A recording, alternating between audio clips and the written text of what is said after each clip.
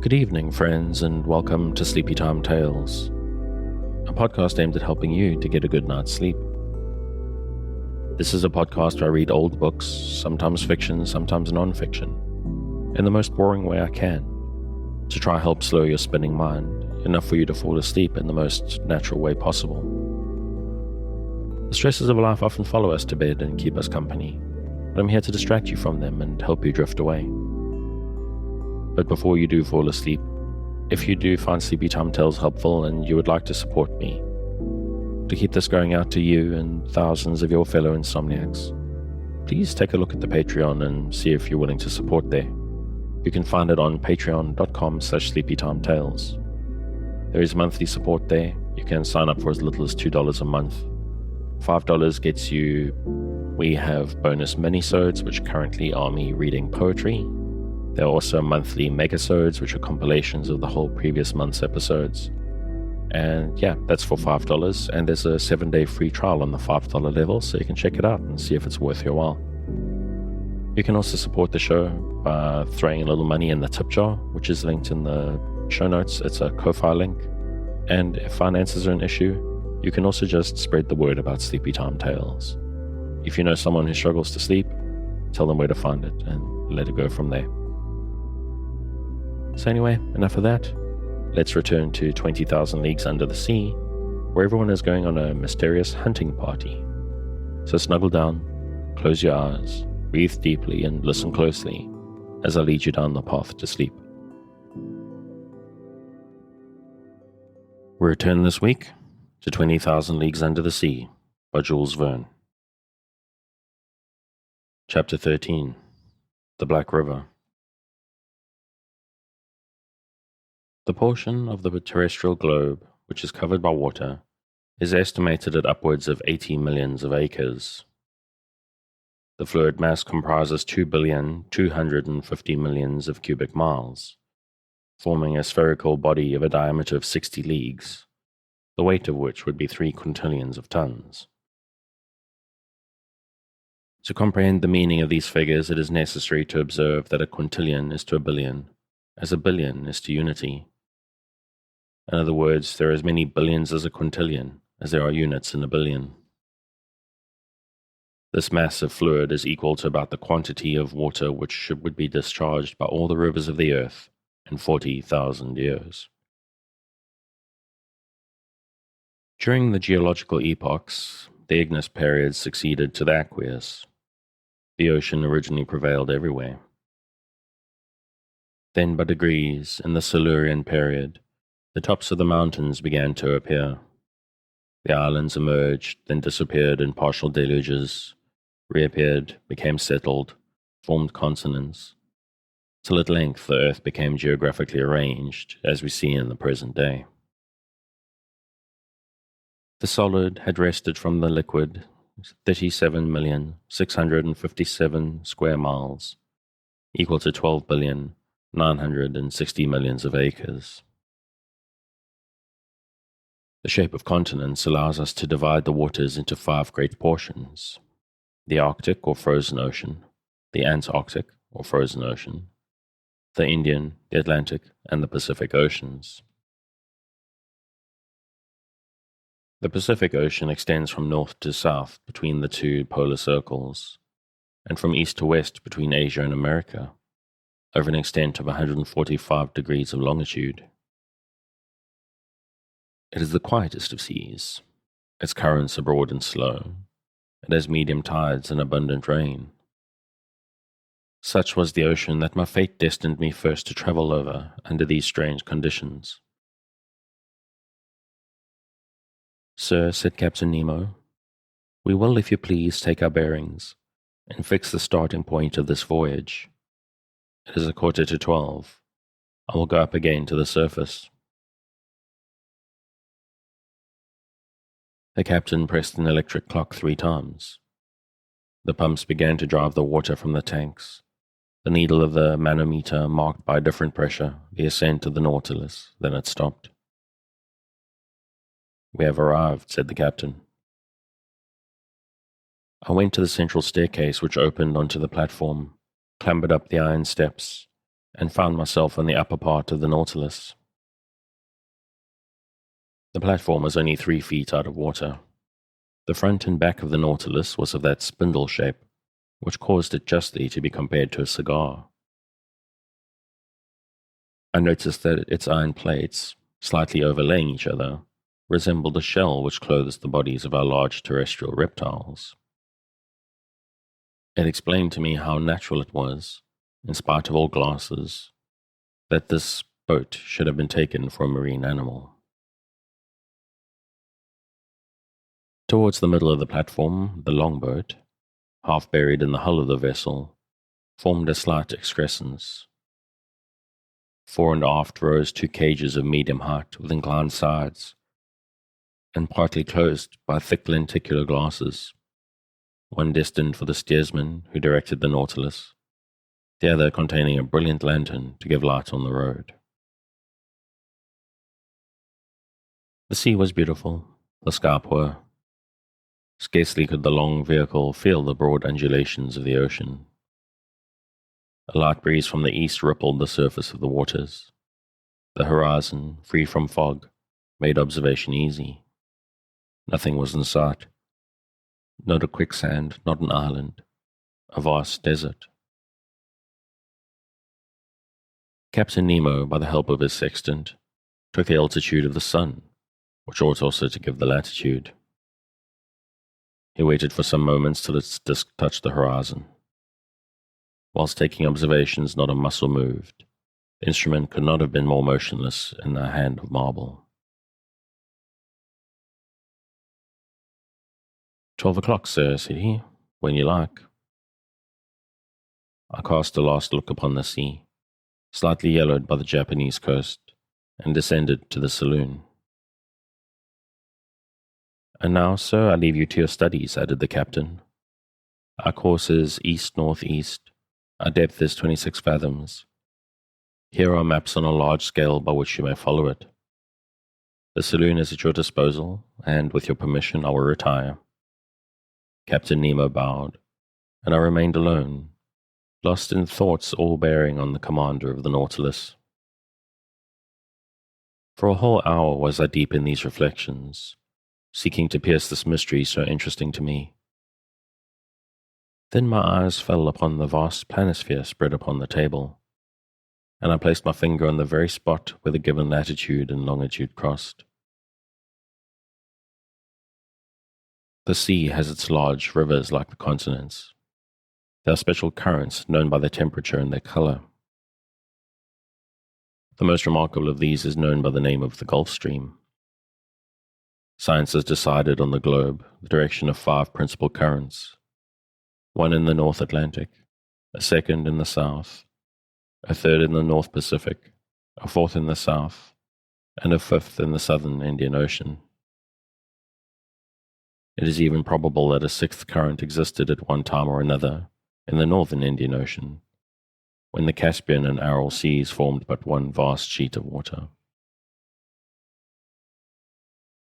At this point indicated on the planisphere, one of these currents was rolling. The Kurosivo of the Japanese, the Black River, which, leaving the Gulf of Bengal, where it is warmed by the perpendicular rays of a tropical sun, crosses the Straits of Malacca along the coast of Asia, turns into the North Pacific to the Aleutian Islands, carrying with it trunks of camphor trees and other indigenous productions, and edging the waves of the ocean with the pure indigo of its warm water. It was this current that the Nautilus was to follow. I followed it with my eye, saw it lose itself in the vastness of the Pacific, and felt myself drawn with it, when Ned Land and Conseil appeared at the door of the saloon. My 2 brave companions remained petrified at the sight of the wonders spread before them. "Where are we? Where are we?" exclaimed the Canadian. "In the museum at Quebec?" My friends I answered, making a sign for them to enter. "You are not in Canada, but on board the Nautilus, 50 yards below the level of the sea." "But, Monsieur Aronnax," said Ned Land, "can you tell me how many men there are on board?" 10, 20, 50, 100. I cannot answer you, Mr. Land. It is better to abandon for a time all idea of seizing the Nautilus or escaping from it. This ship is a masterpiece of modern industry, and I should be sorry not to have seen it. Many people would accept the situation forced upon us, if only to move among such wonders. So be quiet and let us try and see what passes around us. See, exclaimed the harpooner, but we can see nothing in this iron prison. We are walking, we are sailing, blindly. Ned Land had scarcely pronounced these words when all was suddenly darkness. The luminous ceiling was gone, and so rapidly that my eyes received a painful impression. We remained mute, not stirring, and not knowing what surprise awaited us, whether agreeable or disagreeable. A sliding noise was heard. One would have said that panels were working at the sides of the Nautilus. It is the end of the end, said Ned Land. Suddenly light broke out at each side of the saloon, through two oblong openings. The liquid mass appeared vividly up by the electric gleam. Two crystal plates separated us from the sea. At first I trembled at the thought that this frail partition might break, but strong bands of copper bound them, giving an almost infinite power of resistance. The sea was distinctly visible for a mile all round the Nautilus. What a spectacle! What pen can describe it? Who could paint the effects of the light through these transparent sheets of water, and the softness of the successive gradations from the lower to the superior strata of the ocean? We know the transparency of the sea and that its clearness is far beyond that of rock water. The mineral and organic substances which it holds in suspension heightens its transparency. In certain parts of the ocean, at the Antilles, under 75 fathoms of water, can be seen with surprising clearness a bed of sand. The penetrating power of the solar rays does not seem to cease for a depth of 150 fathoms. But in this middle fluid, travelled over by the Nautilus, the electric brightness was produced even in the bosom of the waves. It was no longer luminous water, but liquid light. On each side a window opened into this unexplored abyss. The obscurity of the saloon showed to advantage the brightness outside, and we looked out as if this pure crystal had been the glass of an immense aquarium. You wish to see, friend Ned? Well, you see now. Curious, curious, muttered the Canadian, who, forgetting his ill temper, seemed to submit to some irresistible attraction. And one would come further than this to admire such a sight. Ah, I thought to myself, I understand the life of this man. He has made a world apart for himself, in which he treasures all his greatest wonders.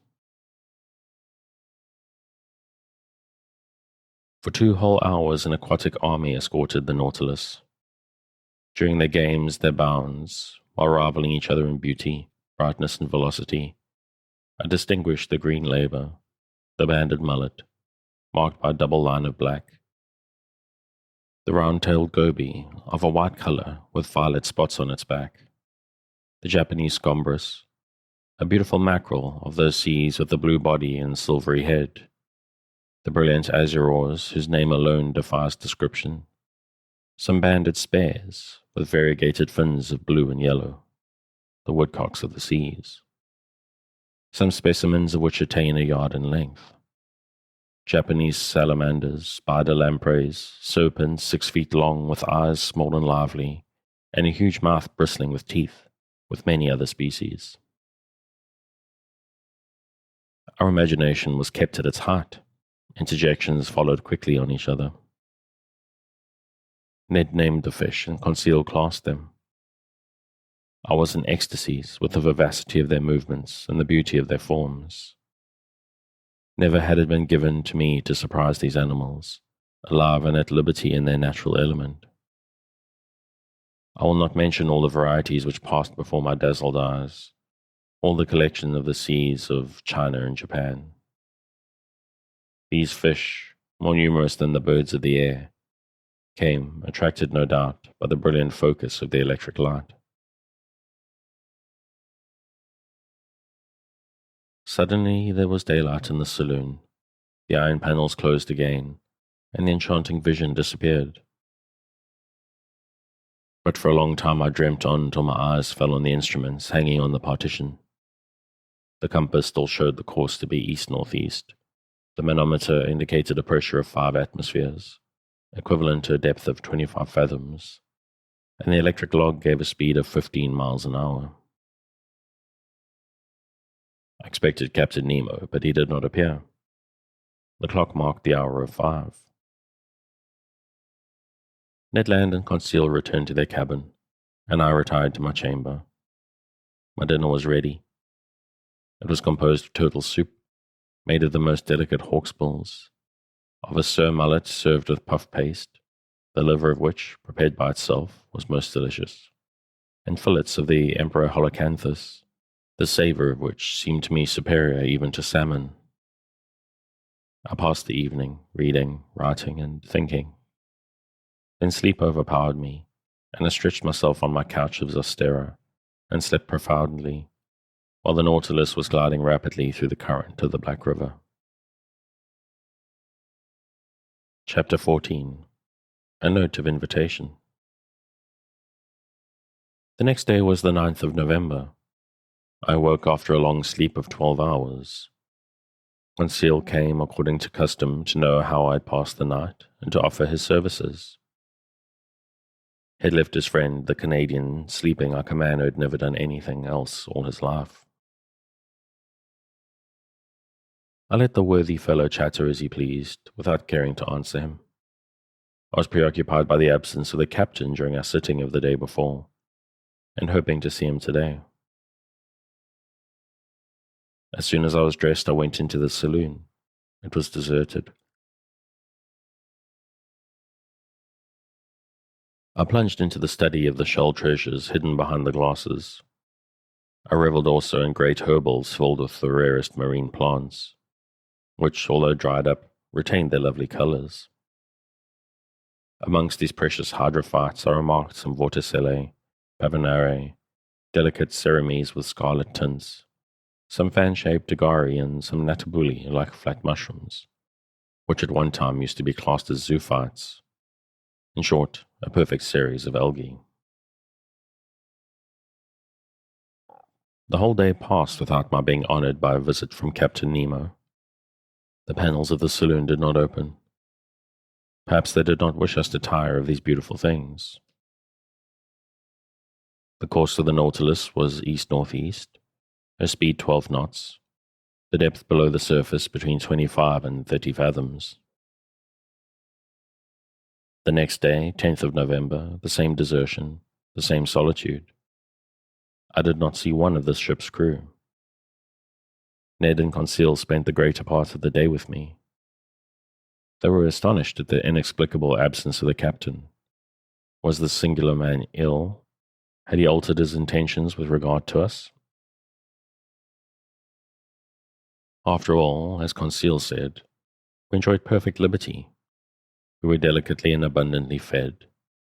Our host kept to his terms of the treaty. We could not complain, and indeed the singularity of our fate reserved such wonderful compensation for us, that we had no right to accuse it as yet. That day I commenced the journal of these adventures, which has enabled me to relate them with more scrupulous exactitude and minute detail. I wrote it on paper made from the Zostera Marina. 11th November, early in the morning. The fresh air spreading over the interior of the Nautilus told me that we had come to the surface of the ocean to renew our supply of oxygen. I directed my steps to the central staircase and mounted the platform. It was 6 o'clock. The weather was cloudy, the sea grey but calm, scarcely a billow. Captain Nemo, whom I hoped to meet, would he be there? I saw no one but the steersman imprisoned in his glass cage. Seated upon the projection formed by the hull of the pinnacle, I inhaled the salt breeze with delight. By degrees, the fog disappeared under the action of the sun's rays. The radiant orb rose from behind the eastern horizon. The sea flamed under its glance like a train of gunpowder. The clouds scattered in the heights were colored with lively tints of beautiful shades, and numerous mare's tails, which betokened wind for that day. But what was wind to this Nautilus, which tempests could not frighten? I was admiring this joyous rising of the sun, so gay and so life-giving, when I heard steps approaching the platform. I was prepared to salute Captain Nemo, but it was his second, whom I had already seen on the captain's first visit, who appeared. He advanced on the platform, not seeming to see me. With his powerful glass to his eye, he scanned every point of the horizon with great attention. This examination over, he approached the panel and pronounced a sentence in exactly these terms. I remembered it, for every morning it was repeated under exactly the same conditions. It was thus worded, Nautron Respok Lorne Virch. What it meant I could not say.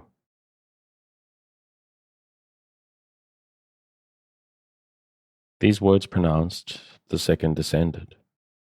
I thought that the Nautilus was about to return to its submarine navigation. I regained the panel and returned to my chamber. 5 days sped thus, without any change in our situation. Every morning I mounted the platform. The same phrase was pronounced by the same individual, but Captain Nemo did not appear. I had made up my mind that I should never see him again, when, on the 16th of November, on returning to my room with Ned and Conseil, I found upon my table a note addressed to me. I opened it impatiently. It was written in bold, clear hand, the characters rather pointed, recalling the German type. The note was worded as follows. 16th of November, 1867. To Professor Aronnax on board the Nautilus. Captain Nemo invites Professor Aronnax to a hunting party, which will take place tomorrow morning in the forests of the island of Crespo. He hopes that nothing will prevent the professor from being present, and he will with pleasure see him joined by his companions. Captain Nemo, commander of the Nautilus. A hunt? Exclaimed Ned. And in the forests on the island of Crespo? Added Conseil.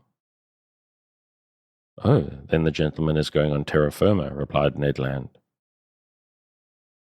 That seems to me to be clearly indicated, said I, reading the letter once more.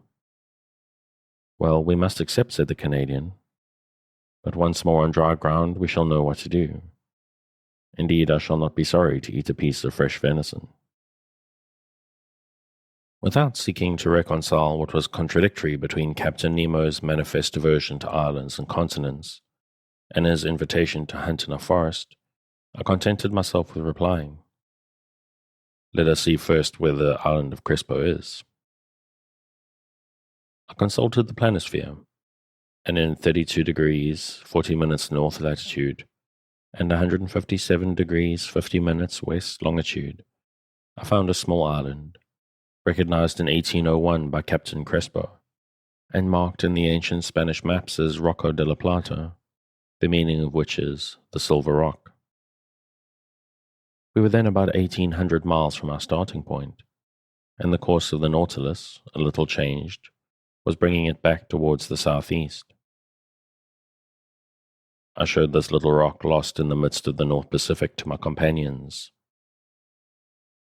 If Captain Nemo does sometimes go to dry ground, said I, he at least chooses desert islands. Ned Land shrugged his shoulders without speaking, and Conseil and he left me. After supper, which was served by the steward, mute and impassive, I went to bed, not without some anxiety. The next morning, the 17th of November, on awakening, I felt that the Nautilus was perfectly still. I dressed quickly and entered the saloon. Captain Nemo was there waiting for me. He rose, bowed, and asked me if it was convenient for me to accompany him. As he made no allusion to his absence during the last 8 days, I did not mention it, and simply answered that my companions and myself were ready to follow him. We entered the dining room where breakfast was served. "Monsieur Aronnax," said the captain, "pray share my breakfast without ceremony, for we will chat as we eat. For though I promised you a walk in the forest, I did not undertake to find hotels there. So breakfast as a man who will most not likely have his dinner till very late." I did honor to the repast. It was composed of several kinds of fish and slices of holothuridae, excellent zoophytes, and different sorts of seaweed. Our drink consisted of pure water, to which the captain added some drops of a fermented liquor, extracted by the Kamchatka method from a seaweed known under the name of Rhodomania palmata. Captain Nemo ate it first without saying a word. Then he began. "Sir, when I proposed to you to hunt in my submarine forest of Crespo, you evidently thought me mad. Sir, you should never judge lightly of any man. But, Captain, believe me. Be kind enough to listen, and you will see then whether you have any listen to accuse me of folly and contradiction." "I listen." "You know as well as I do, Professor, that man can live under water, providing he carries with him a sufficient supply of breathable air. In submarine works, the workman, clad in an impervious dress, with his head in a metal helmet, receives air from above by means of forcing pumps and regulators." "That is a diving apparatus," said I. "Just so. But under these conditions the man is not at liberty. He is attached to the pump, which sends him air through an india rubber tube, and if we were obliged to be thus held to the Nautilus, we could not go far." "And the means of getting free?" I asked. "It is to use the requiral apparatus, invented by 2 of your own countrymen, which I have brought to perfection for my own use, and which will allow you to risk yourself under these new physiological conditions, without any organ whatever suffering. It consists of a reservoir of thick iron plates, in which I store the air under a pressure of 50 atmospheres. This reservoir is fixed on the back by means of braces like a soldier's knapsack. Its upper part forms a box in which the air is kept by means of a bellows, and therefore cannot escape until at its normal tension. In the requiral apparatus such as we use, 2 india rubber pipes leave this box and join a sort of tent which holds the nose and mouth. One is to introduce fresh air, the other to let out the foul, and the tongue closes one or the other according to the wants of the respirator. But I, encountering great pressures at the bottom of the sea, was obliged to shut my head, like that of a diver in a ball of copper, and it is to this ball of copper that the 2 pipes, the inspirator and the expirator, open." "Perfectly, Captain Nemo, but the air that you carry with you must soon be used. When it only contains 15% of oxygen, it is no longer fit to breathe." "Right. But I told you, Monsieur Aronnax, that the pumps of the Nautilus allow me to store the air under considerable pressure, and on those conditions the reservoir of the apparatus can furnish breathable air for 9 or 10 hours. "I have no further objections to make," I answered. "I will only ask you one thing, Captain.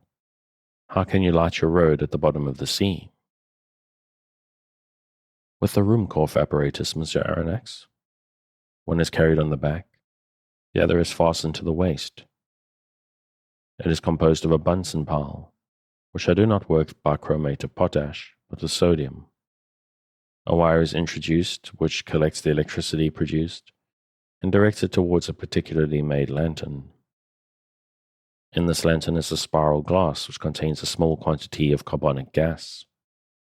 When the apparatus is at work, this gas becomes luminous, giving out a white and continuous light. Thus provided I can breathe and I can see." Captain Nemo, To all my objections you make such crushing answers that I dare no longer doubt. But if I am forced to admit the Ruhmkorff and Ruhmkorff apparatus, I must be allowed some reservations with regard to the gun I am to carry. But it is not a gun for powder, answered the captain. Then it is an air gun. Doubtless. How would you have me manufacture gunpowder on board, without either saltpeter, sulfur, or charcoal? Besides, I added, to fire underwater in a medium 855 times denser than the air, we must conquer very considerable resistance. That would be no difficulty. There exist guns, according to Fulton, perfected in England by Philip Coles and Verley, in France by Fercy, and in Italy by Landi, which are furnished with a peculiar system of closing, which can fire under these conditions.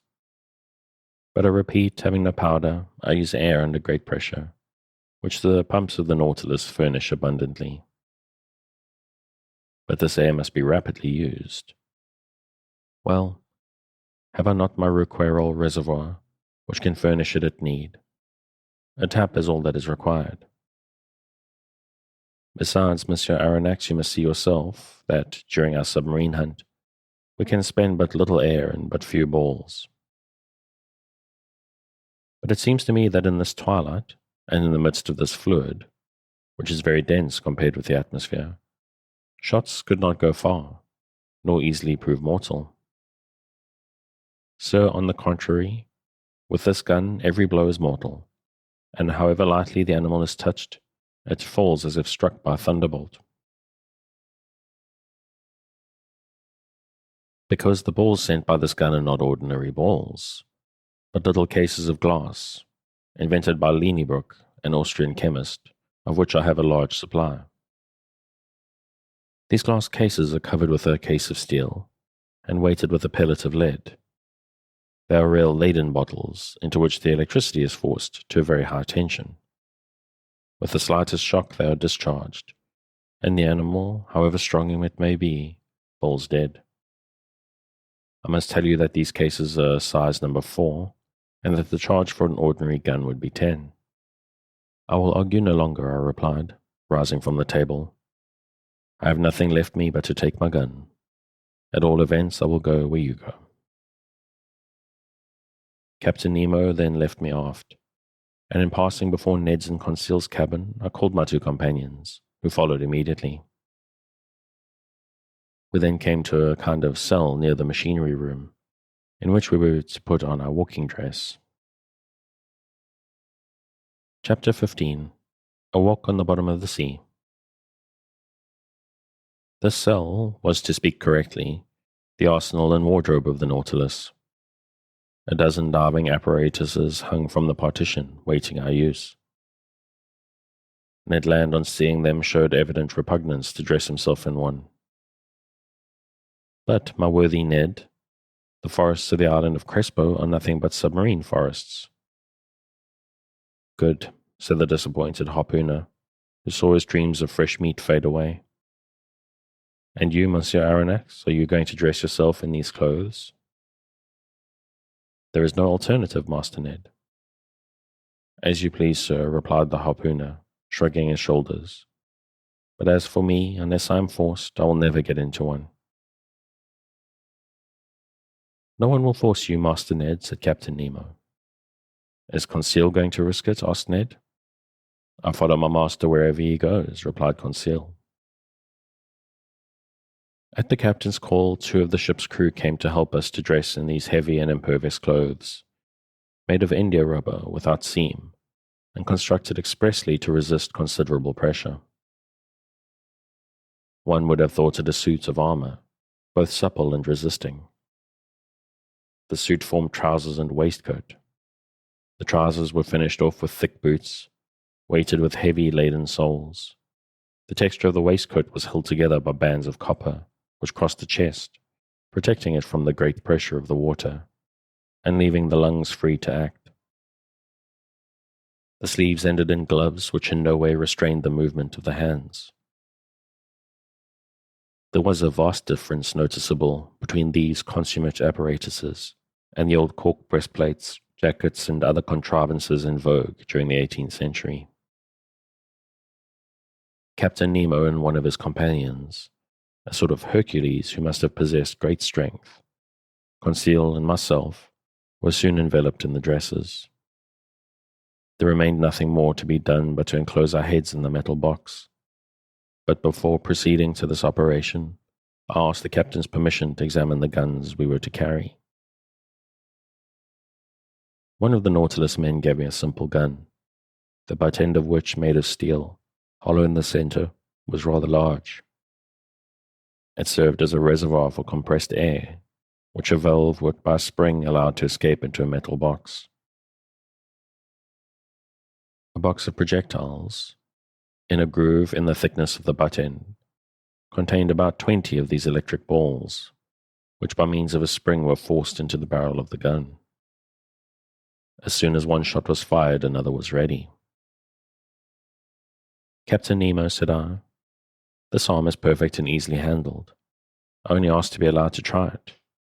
But how shall we gain the bottom of the sea?" "At this moment, Professor, the Nautilus is stranded in 5 fathoms. We have nothing to do but to start." "But how shall we get off?" "You shall see." Captain Nemo thrust his head into his helmet. Conseil and I did the same, not without hearing an ironical "good sport" from the Canadian. The upper part of our dress terminated in a copper collar upon which was screwed the metal helmet. 3 holes, protected by thick glass, allowed us to see in all directions, by simply turning our head in the interior of the headdress. As soon as it was in position, the recoil apparatus on our backs began to act, and for my part I could breathe with ease. With a Ruhmkorff lamp hanging from my belt, and the gun in my hand, I was ready to set out.